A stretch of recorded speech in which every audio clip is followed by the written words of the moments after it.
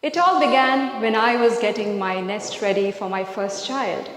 I had no inkling that the foray into the world of motherhood would help me find my true calling, to help and to connect to people. Good afternoon, everyone. November 9th, 2013 was the happiest day of my life. You know why? Because the most beautiful gift of my life, my daughter Kushi, was born. However, 21 days later, when my gynecologist set up a meeting with me and my family, and she broke the news of saying that your daughter has Down syndrome, it didn't ring a bell.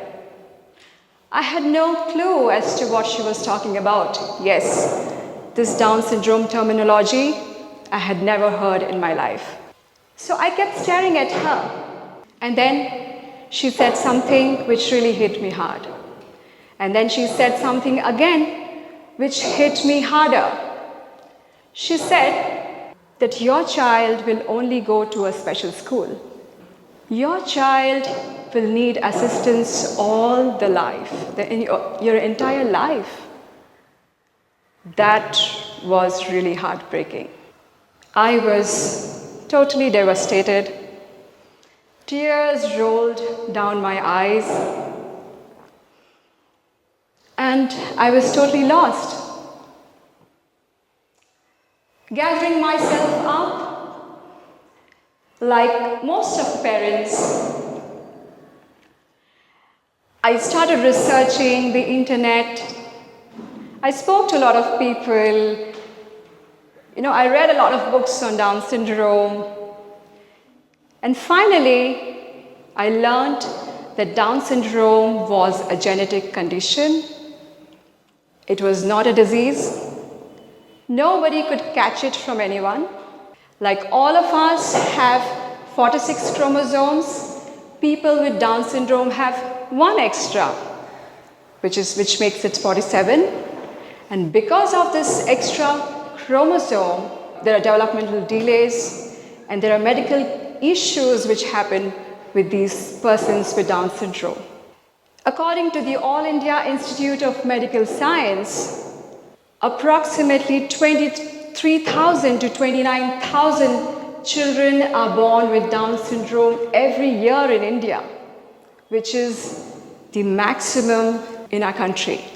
And surprisingly, only 44% survive. Isn't that alarming? It is. Why only 44%? You must be thinking, right? Because there is absolutely very little awareness, the social stigma, and of course the awareness, the acceptance for persons with Down syndrome was really, really minimalistic. Further on, I researched more about Down syndrome, and I was really curious to know, because I came to know only after delivery that my child was born with Down syndrome.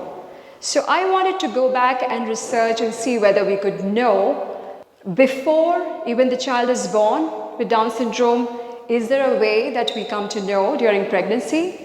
And I figured out that there is a test called NIPT, which is a non-invasive prenatal test, which confirms approximately 90% that your child may have abnormalities, including Down syndrome, which is recommended by the gynecologist, of course. Not in all cases though, wherein there are severe cases. And in order to get 100% confirmation, the gynecologist would suggest to people who have really high risk during their pregnancy a test called amniocentesis, which confirms 100% that your person has abnormalities, including Down syndrome. And like I mentioned, I came to know when my daughter was born, and that confirmation is done by a genetic testing, which is called karyotyping, which confirmed the news that my daughter had Down syndrome. Now, my daughter Kushi, when she was 2 months old, I want to share this story. that I traveled to the Down Syndrome Federation of India, Chennai, and met Dr. Rekha Ramachandran, who is the president of Down Syndrome Federation of India, who put Khushi into an early intervention program of physiotherapy, speech therapy, special education, and she filled me with a lot of positivity and hope. Coming back to Bangalore, I was in touch with her team. I continued all the therapies, and alongside I also developed a team of experts, doctors and therapists for my daughter in Bangalore as well. And we as a family, me and my husband, tried to do as much as possible for our child. And today, I'm so proud to say that today we are smiling, and I'm here because my daughter has made me proud, and she is a bright 11-year-old, exhibiting confidence. She has already been given a Women Excellence Award at the age of 10 years. She has won several awards in swimming, competitions, public speaking, and she has also co-anchored few events. That is something which brings us smiling today. And this is what I wanted to show to the doctors and to the people who showed sympathy when she was born, and of course the well-wishers who would be so happy to know about this today. Further on, going back to 2016, I got the privilege to attend the World Down Syndrome Congress, which happened in Chennai. And there, it was a revelation, because what I saw was something which I had never seen before. I saw that persons with Down syndrome were celebrated for who they are. I saw persons with Down syndrome excelling in different fields, being employed. One of the persons with Down syndrome I met was writing a novel, and another whom I met was already a primary teacher in a school from South Africa. This was the turning point. And after this, I decided that I will not leave any stone unturned for the betterment of my child. And moving ahead, I pursued special education, specifically the post-graduation course in learning disability, carried forward with many other courses in autism, in inclusive education, and over the years, of course, finally a master's in social work and counseling. This really helped me to understand my child better, and of course to be an asset to my community. So I really urge every parent with special needs to do these courses. It will really help all of you to have a better understanding about your child and help out the community as well. Moving ahead, once I had, like I mentioned about the World Down Syndrome Congress, after meeting people there, after having that exhilarating experience, I came back and I immediately had this idea of giving back to the society, and that's how I was just in connect with 5 parents. And that point of time, we started a support group with only 5 parents, which is called Bangalore Humsafar, and now which is called Karnataka Humsafar. And that today, my friends, it has grown to 350 parents, and it is just amazing in that group how parents unconditionally support each other, be there for each other, and give a feeling that you are not alone. Further on, moving ahead, we realized through these groups that now there was a time that parents wanted to meet each other, bond with each other, be there for each other in person. So then we happened to organize the first ever meet, an all-India meet, which was a gathering of 92 families from all across the country, which was exemplary because, everyone just had the best time of their life. Nobody was judging anybody. That is what we require from the society, that just accept the children as they are, for who they are. Do not judge them. And that's what exactly was happening during this meet. Every person there was enjoying and connecting with each other and learning, sharing, bonding. And this laid a foundation for several other meets after that. And this happened in the year 2017. And after that, there was no looking back. There were several other meets, and now these parents bond so well that they stay with each other, they help each other, they are there, they're like, many of them are like best friends. So this is how the community support helped. Moving ahead, what I realized was, as I had a thirst of studying more about Down syndrome, and I really wanted, my daughter was growing, so I really wanted to equip myself more and learn more about Down syndrome. So I Googled out and spoke to a lot of people, and to my surprise, there was no single course exclusively for the Indian population on Down syndrome. There were courses for the population of other countries, but not for the Indians. It was really surprising for me, and that made me think that there'll be so many other parents like me, who would also want to study more about their children and do so much more learning about that specific condition.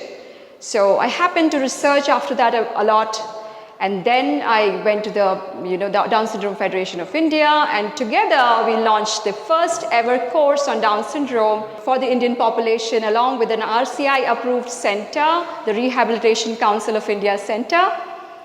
And after that, we have empowered around 200 parents and educators who feel so empowered after doing these courses and feel so confident, and some of them have also gone all out, and they have started their own setup and have started helping more parents, families with Down syndrome, which was the purpose of having this course, right? To understand, learn, help your own child, and reach out to other parents, and the service and the purpose was done. After that, the COVID hit, and we did all these courses online. It was an absolute blessing in disguise, because we could now connect to the entire world. The entire world could get support from persons, from our courses. You would ask whether these online courses are helpful. Of course they are, because it had accessibility from your comfort zone, from your, from the place you are.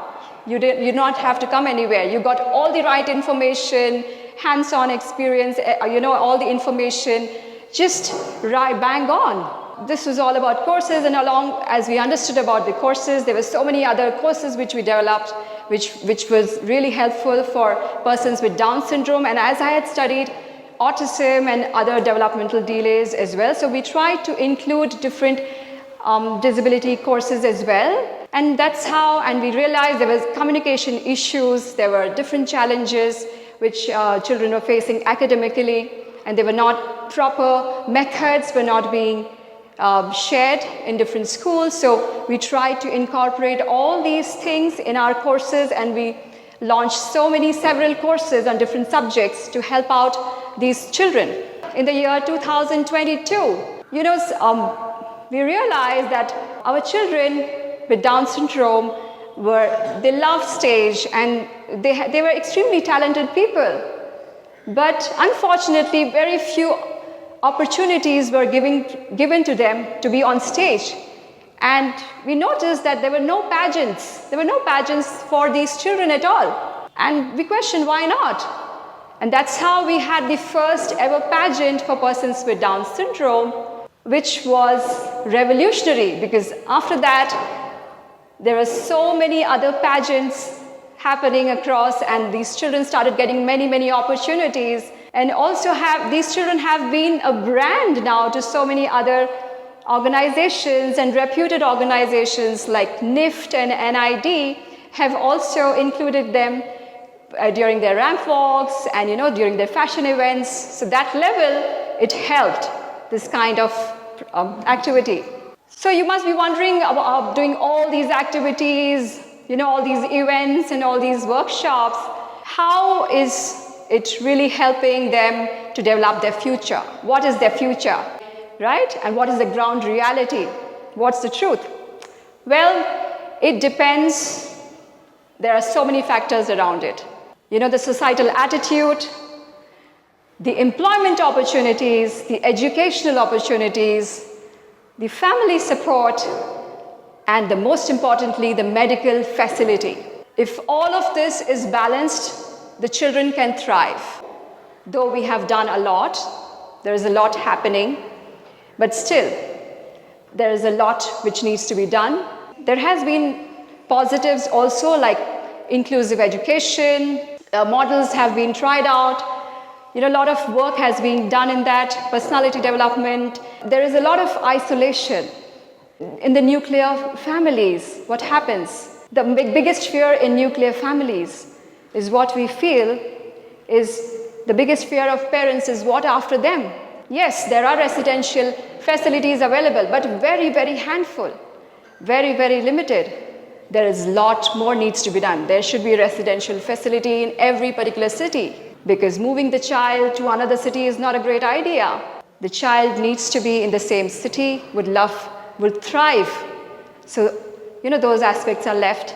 And the hardcore reality is many children with Down syndrome are prone to, have